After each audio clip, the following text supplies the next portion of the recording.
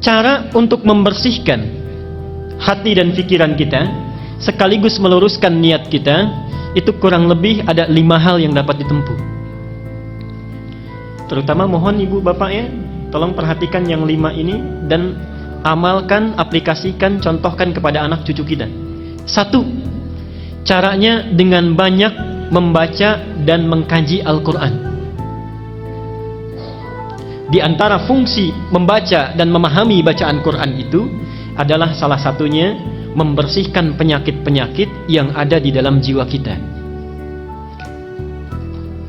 Ada 2 jenis penawar. 1, penawar obat fisik, dikenal dengan dawa. Penyakitnya daun, obatnya dawa.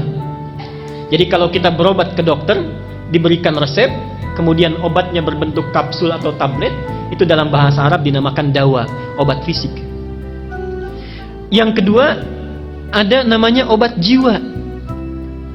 Dan obat bagi penyakit yang memang sudah tidak bisa ditangani lagi oleh makhluk. Jadi ini puncak segala penawar, dinamakan dengan syifa. Dinamakan dengan syifa. Quran itu di antara fungsinya adalah menjadi syifa, penawar, obat, penghilang penyakit-penyakit yang ada di dalam jiwa, sekaligus mampu menyembuhkan penyakit fisik yang sudah tidak bisa lagi ditangani oleh dawa. Apa dalilnya? Harus ada dalil ya. Quran surat Al-Isra surat 17 ayat ke-82. Quran surat Al-Isra surat 17 ayat 82. Wa nunazzilu minal Qur'ani ma huwa shifaa'un wa rahmatun lil mu'minin. Wa nunazzilu minal Qur'an, dan kami jadikan, kami turunkan di antara ayat-ayat Quran itu yang bila sering dibaca, dipahami dengan baik, diamalkan kandungannya, itu bisa membersihkan jiwa, menjadi penawar bagi penyakit-penyakit jiwa yang sering meresap ke dalam diri kita. Wa rahmatun lil mu'minin, sekaligus menjadi rahmat, kemudahan dalam mengiringi aktivitas yang kita jalani di dalam aktivitas keseharian kita. Itu yang pertama. Jadi ibu bapak kalau punya putra, mau cerdas di sekolahnya, mau bagus belajarnya, itu tolong perhatikan bacaan Qur'annya. Semua orang Islam yang pintar-pintar, kita tidak usah berbicara zaman sahabat ya, masa-masa keemasan Islam saja setelah tabi'in, semua ulama, semua cendekiawan, semua ilmuwan yang akan mempelajari ilmu-ilmu hidup, ilmu-ilmu kehidupan, ada matematika, biologi, fisika, kimia, semuanya mempelajari Quran dulu. Ibnu Sina, Al-Kindi, Al-Farabi, Al-Ghazali, Ibnu Rushdi, Al-Khawarizmi, Al-Bantani, Al-Bituni, semuanya dari Quran dulu. Ibnu Sina yang dikenal dengan pakar kedokteran, usia 17 tahun sudah menjadi dokter spesialis, rujukan para dokter di masa itu usia 7 tahun sudah hafal Quran. Usia 7 tahun. Semua ulama Islam itu orang tuanya memasukkan dulu anaknya untuk hafalan Quran. Apa di antara keunggulannya? Orang-orang yang hafal Quran itu rata-rata ingatannya terbuka, kecerdasannya meningkat. Ibnu Sina itu dikenal hampir sulit lupa. Dan kalau lupa, itu tidak membuka buku Pak, Ibu. Datang ke masjid, sholat 2 rakaat, itu ingat kembali. Ibnu Sina. Kita hampir mirip ini. Cuma bedanya kalau kita sholat semua ingat. Ingat, saya sampaikan 3 amalan yang sifatnya sangat unik karena saling bertentangan. Ini 3 ibadah, saking uniknya pahalanya besar. 1, ibadah yang bila dilakukan tidak melahirkan rasa bosan, tapi cepat mendatangkan kantuk.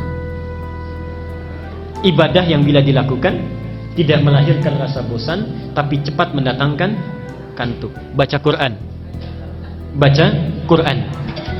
Itu biasanya begitu. Kalau baca internet, majalah, koran bisa 1 jam, baca Quran 5 menit saja sudah pegang mushaf, sudah ngantuk. Sampai kaget Mike. Berarti betul.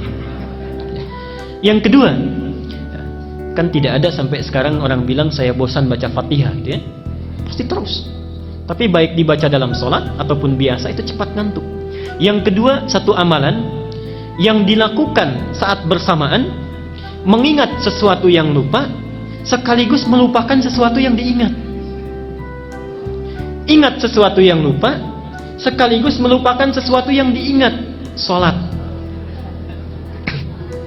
Saat kita bertakbir itu seharusnya kita kan ingat ya, ini rakaat pertama, kedua, tapi bisa lupa. Dan saat yang bersamaan bisa mengingat sesuatu yang lupa.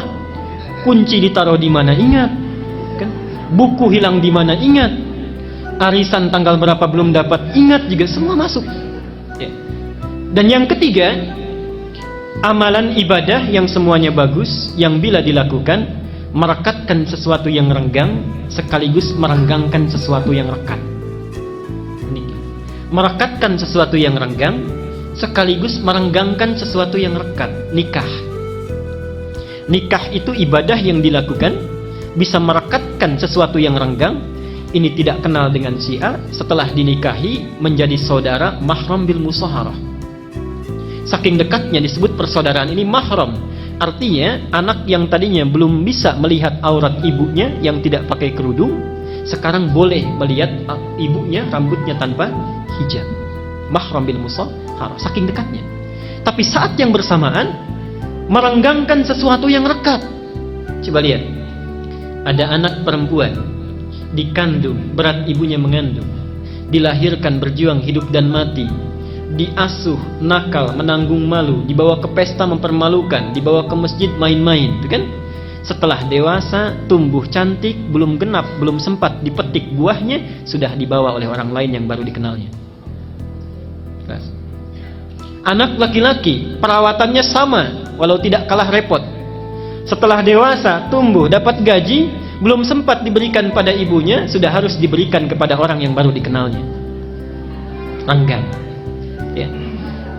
Karena itulah hati-hati, tidak ada mantan ayah dan ibu, dan kata Nabi, celaka bu'dan liman adraka abawahil kibar falam yudkhilal jannah. Celaka orang yang masih hidup bersama orang tuanya, sudah sepuh tapi tidak mampu memasukkannya ke dalam surga. Yang kedua adalah memperbanyak sholat malam. Memperbanyak sholat malam, rajin tahajud. Itu untuk membersihkan jiwa dan pikiran kita. Dalilnya surat Al-Muzammil ayat ke-6.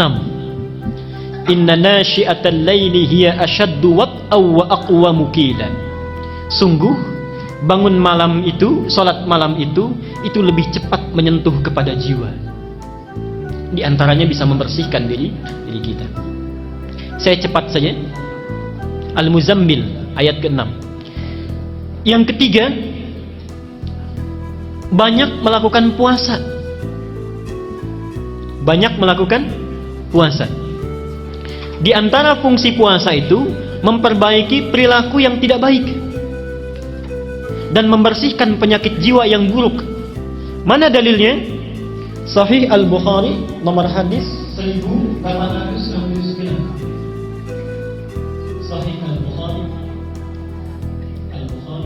nomor hadis 1869. Kullu amal ibni Adam lahu illa siyam fa innahu li wa ana ajzi bihi.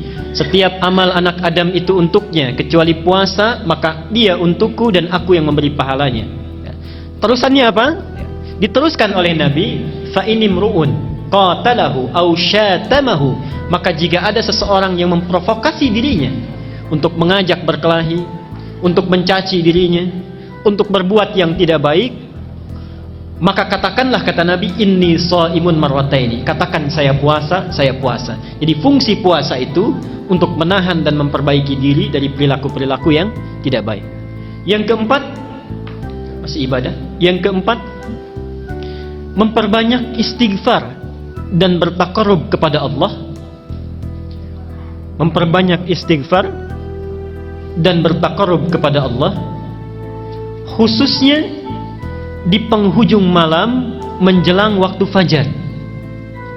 Khususnya di penghujung malam menjelang waktu fajar. dalam bahasa Quran disebut dengan sahar istilahnya. Wabil asharihum yastaghfirun. Surah Az-Zariyat surah ke-51 ayat ke-18 dalilnya. Wabil asharihum yastaghfirun.